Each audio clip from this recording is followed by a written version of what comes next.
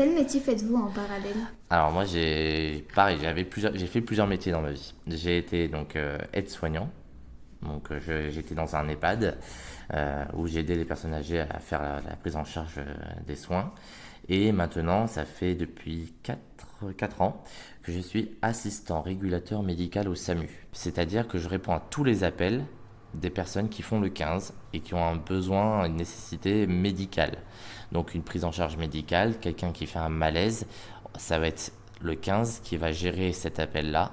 Et du coup, c'est moi qui vais prendre l'appel, prendre les mêmes renseignements que quand on appelle le 18, donc l'adresse, le nom, prénom et le motif de l'appel. Et je vais passer l'appel à un médecin qui lui va prendre une décision médicale.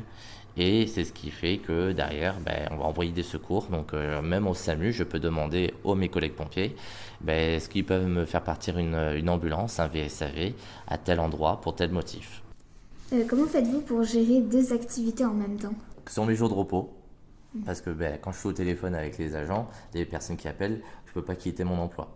Et puis mon emploi est sur Limoges. Sur mes jours de repos, sur les temps libres, bon, effectivement, quand j'ai des activités annexes, je vais pas pouvoir me mettre disponible, mais j'ai mes collègues. En fait, c'est un esprit d'équipe, là aussi, c'est un corps sapeur-pompier. Quand on a la possibilité, on se met disponible pour la population. Les pompiers volontaires sont-ils rémunérés? Alors, les pompiers, oui, volontaires sont rémunérés, mais alors, on va pas dire, ils n'ont pas un salaire. C'est pas un salaire.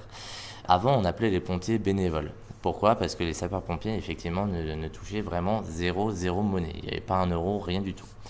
Après, par la suite, effectivement, les sapeurs-pompiers ont touché un petit peu d'argent. Moi, j'appelle ça personnellement de la prime de risque pour expliquer, parce que c'est quand même, c'est plus parlant.